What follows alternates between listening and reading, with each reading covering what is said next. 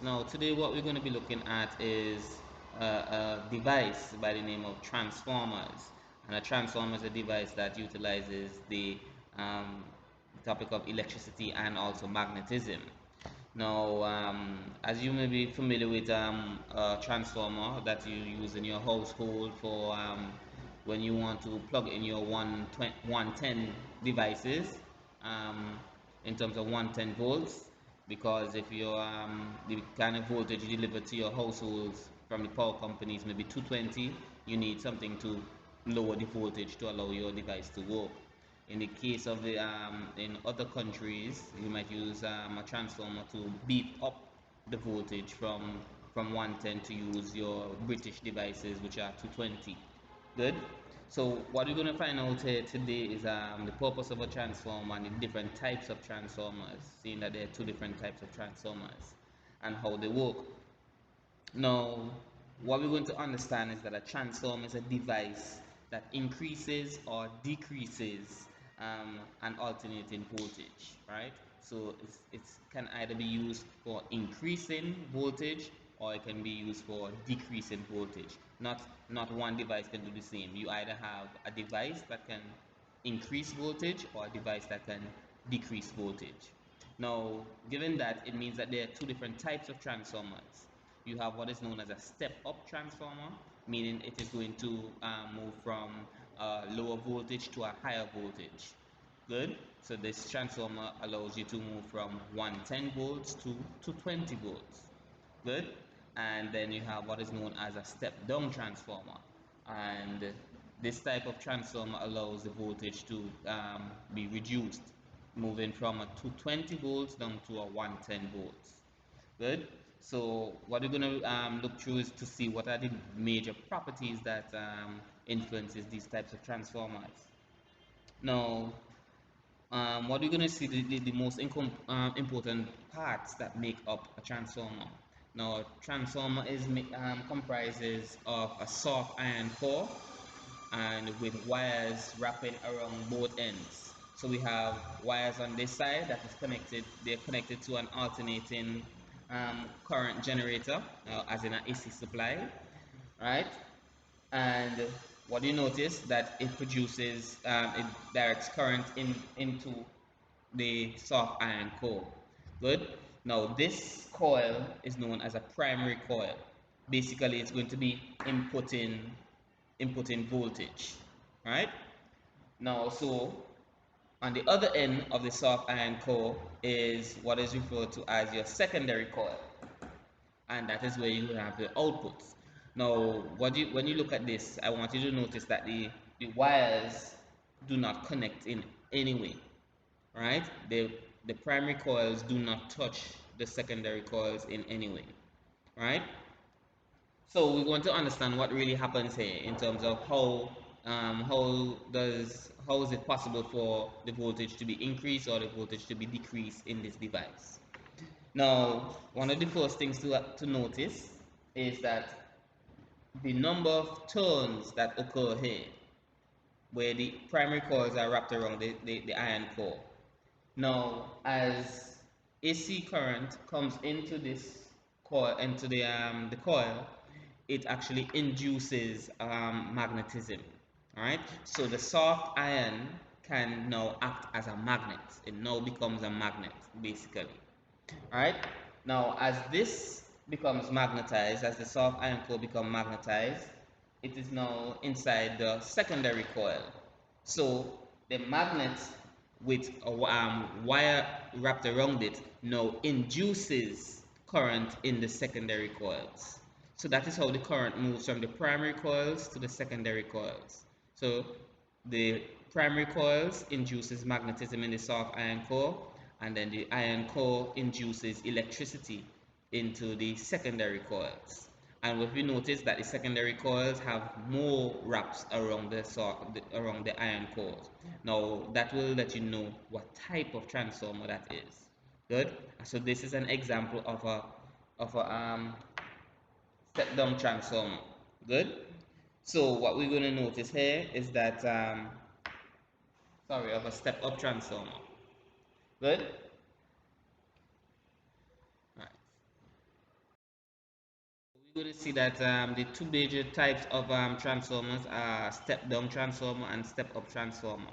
And the coils can help to determine what type of transformer it is. Now, when there are more turns on the secondary coil, it means that it is a step-up transformer. If you have fewer turns on the secondary coil than the primary coil, it means that it is a step-down transformer. Okay? So step up means that the secondary coil has more turns, and step down means that the primary coils have more turns on the soft iron core. Now,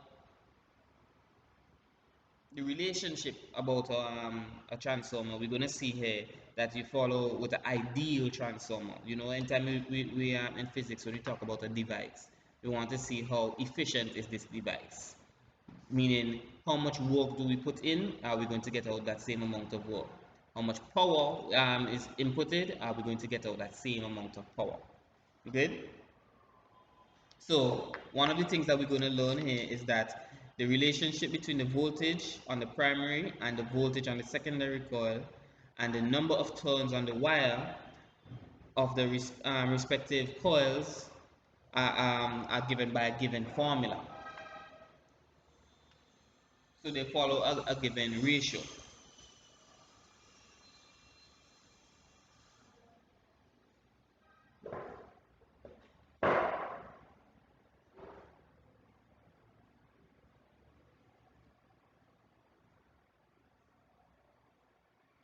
So these are the three ratios that shows the relationship between a transformer. So it says that the ratio of the voltage on the secondary compared to the voltage on the primary is equivalent to the ratio of the number of turns on the secondary coil to the number of turns on the primary coil, which is also equivalent to the ratio of the number of the current on the in the primary compared to the current in the secondary. Good. Now, where this actually comes from is by the term of understanding what is an ideal transformer.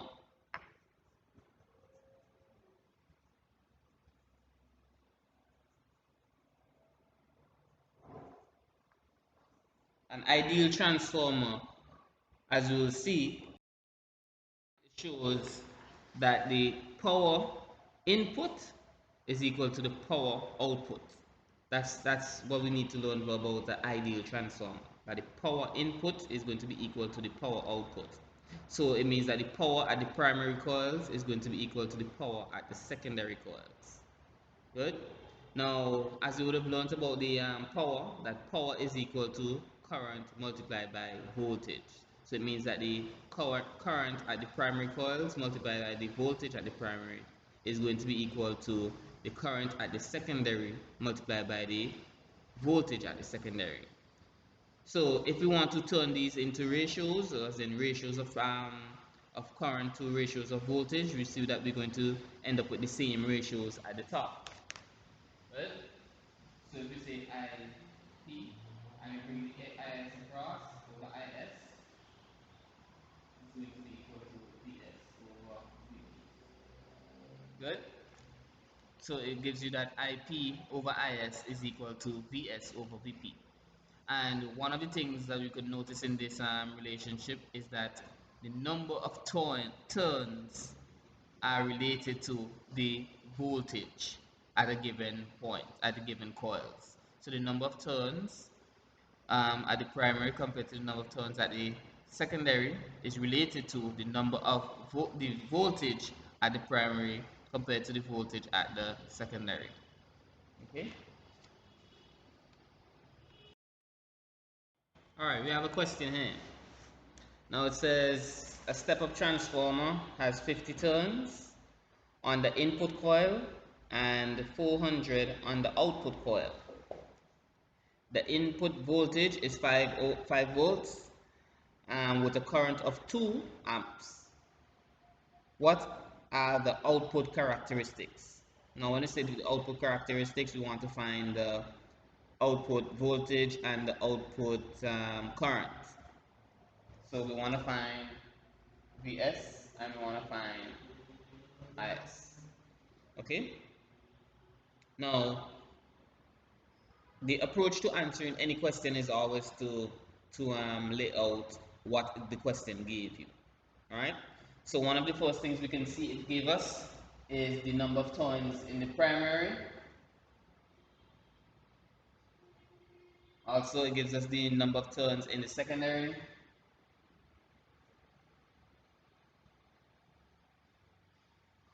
Right. It also gives us the input voltage.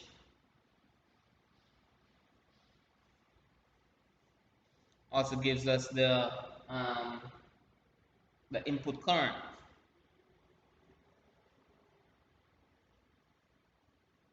So now we want to utilize all these terms to find the output voltage and the output current. So let's first find the output voltage, right? Now,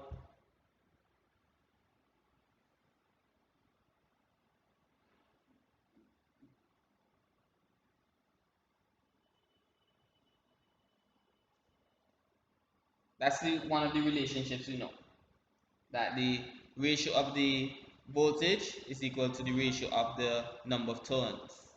So we can rearrange it to make Vs the subject,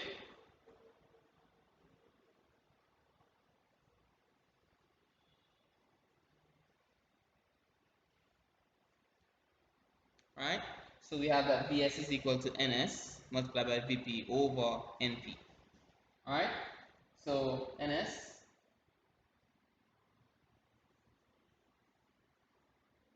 Vp divided by Np,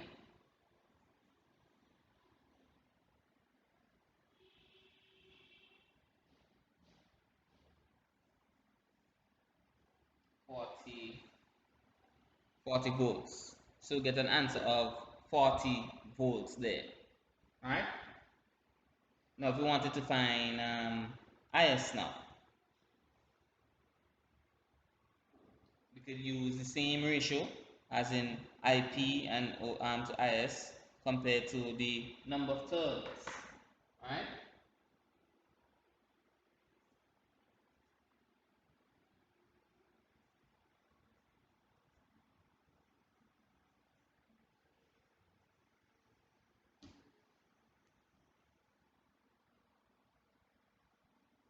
So that gives us that Is is equal to IP NP over Ns.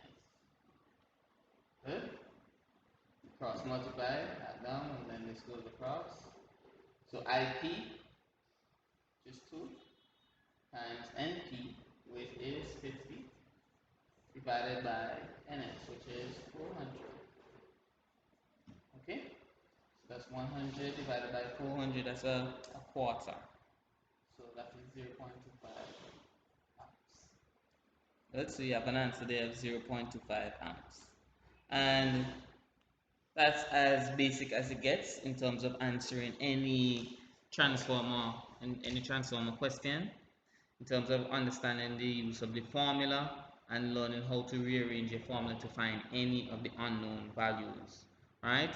As I remember what I said in terms of identifying the different types of transformer is knowing the number of turns on a given coil, right? So remember, in the primary coils less than the secondary coils, it means that it is a step up transformer. And if the primary coils are more than the number of turns on the secondary coils, then it is a step down transformer. Okay, and one of the main things is that to identify an ideal transformer, meaning that it has 100% efficiency, is where the power input is equal to the power output, giving you the given ratios that we would have utilized. All right.